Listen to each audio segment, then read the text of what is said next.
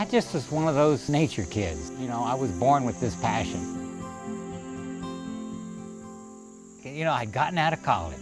I was radical, I was excited about life, had a BA degree in art. I was totally unemployable. So I thought, what could I do if I wanted to explore up into Canada? We were camping out and I kept looking around and there was snow-capped mountains all around me. So I started climbing up this mountain and it was like the earth and the sky were one. So I started just drawing pictures of that. It was awesome. So I went down off that ridge and as soon as I got into the spruce and fir trees, all of a sudden, this big bird flew up. It was like a grouse, but it wasn't like any grouse I'd ever seen before. I pulled my sketchbook out and I started sketching this bird. Then that bird flew away and I thought, holy cow, I'm a wildlife artist. Did National Geographic hire me? Well, not exactly. I climbed up the mountain and started doing it. And I realized right then, if I wanted to do something, was not wait for validation, not wait for a job, but just go for it with passion, with integrity, with humility, determination. And it was probably 10 or 15 years later, I was talking to a Native American, and he asked me if I'd ever seen a spruce grouse. I said, why do you ask? He says, well, you know, we consider spruce grouse to be a messenger bird. When it comes around, you might pay attention because often it brings an important message. And I thought, yeah, I think I know what we're talking about. And you know, in some ways that kind of influenced my life.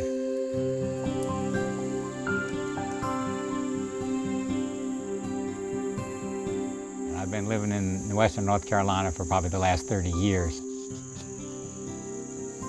What attracted to me here was the cultural integrity.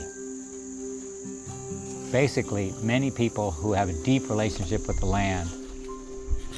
Some of my best teachers have been traditional Appalachian folks and Native Americans, and just broadened whatever book learning I could ever get.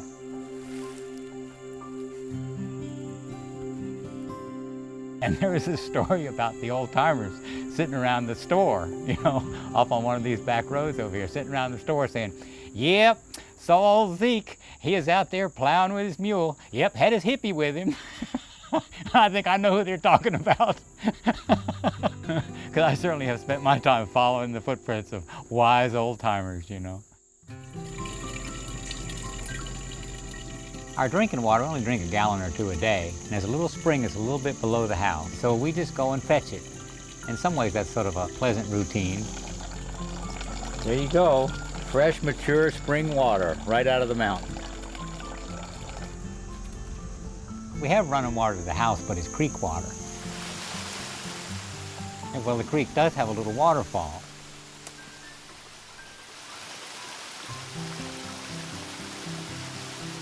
And there's a little catchment basin that catches the water. It runs through a couple of settling tanks. Then we have a buried pipe all the way to the house. It's clean water, but we don't drink that just because you never know who waded through it the night before. But what that does, that gives us incredible water pressure. So even during a drought, Yana can water the garden and keep an irrigation system going. It's a nice little scene. Thank goodness my wife Yana has a passion for gardening. Looks like we're getting a pretty good pepper year this year. Yeah, good peppers, man. They are so pretty. This is great. I'm trying to keep these tied up. So this is the time of year when everything is coming in. So our main job now is to celebrate the harvest. Yeah, let's eat one fresh. So we eat as much fresh as we can. We try to can it, we try to dry it, we try to freeze it, so we have enough to last us all winter. Yana is so good about that. She actually takes a tally of how much we eat during a normal year, and then she'll usually preserve about 1.5 times, just in case the next year doesn't produce real well. Plants, they have some of the same struggles that all of us have. How do you get along in this world? How do you protect yourself from invasive things? How do you protect yourself from pests? Often the plants that are most nutritious have something to keep things from eating them. These are stinging nettles. The reason they call them stinging nettles is because they have little tiny hairs. They actually inject you with formic acid. That's the same thing that an ant stings you with. Sometimes the mountain people call it 7-minute itch because it kind of gets on you for about 7 minutes, but it's usually not much of a problem after that. My sweet wife, Yana, she likes to use it as a nerve tonic. If she's feeling a little carpal syndrome, she'll actually apply some of that to her hands. So even though this plant will sting you when it's fresh and live, If you pick it carefully, then you can take it in, drop it into boiling water, let it simmer for just a couple of minutes, and it'll turn it into a delicious vegetable. It's one of the most nutritious plants that we have here in the garden. They're good.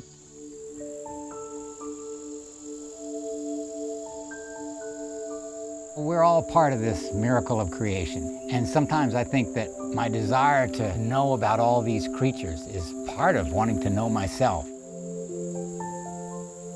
You know, the favorite line my dad used to say, "That boy knows what's under every rock between here and town."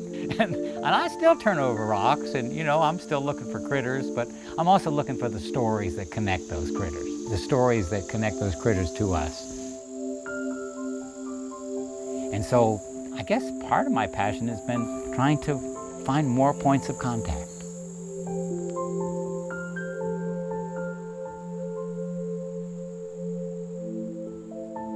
Look what's here on this little persimmon tree. This is a hickory horned devil caterpillar.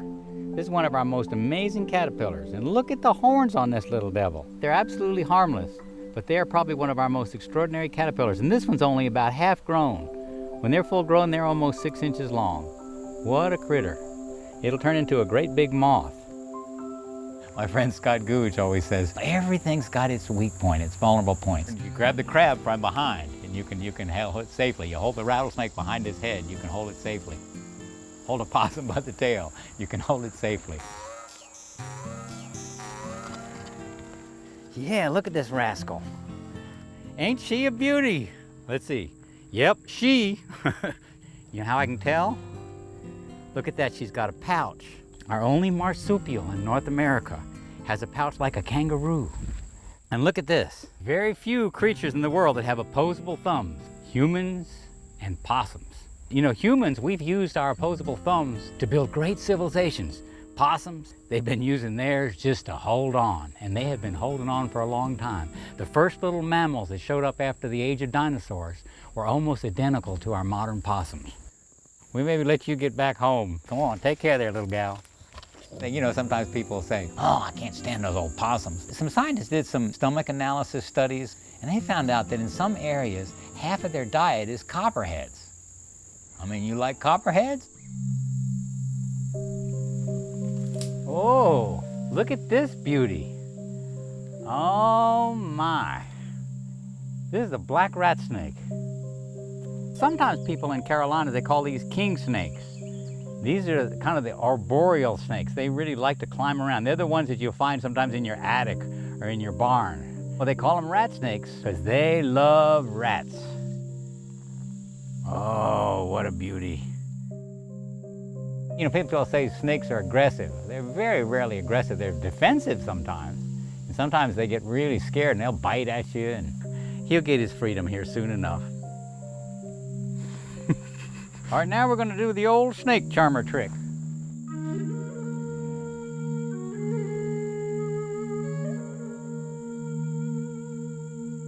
Isn't that incredible, the muscular control of a beast like that? Look at that. Look at how much of his body is straight up.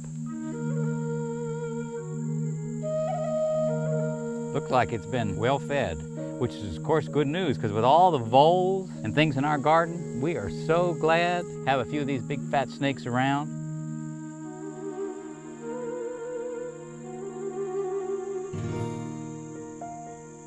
You know, some people say this is like this little Eden here with all your gardens and ponds and swamps and things like that. But you have to realize that Eden is everywhere. If we can just sort of tweak our eye, open our heart, and realize that even if it's a suburban backyard, nature just wants to be a part of our lives, since we are a part of nature.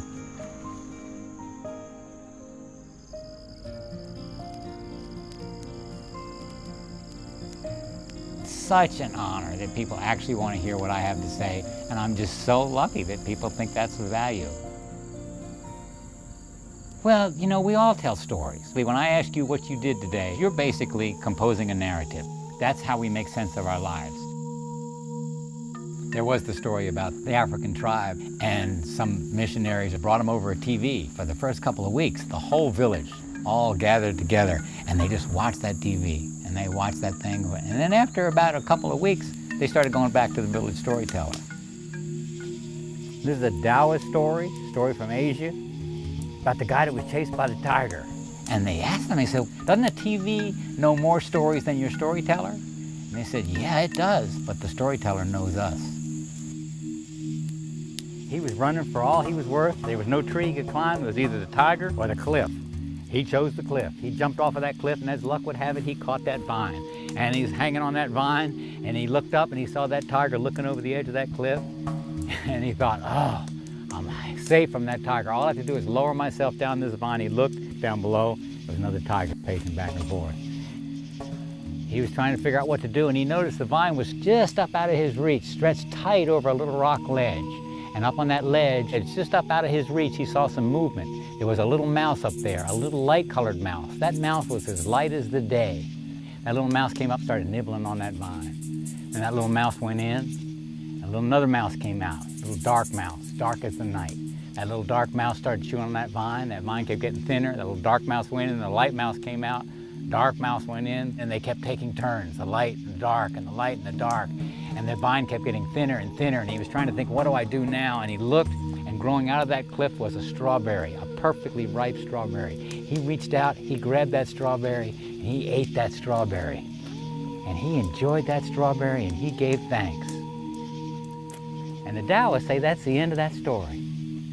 And that story is about our life.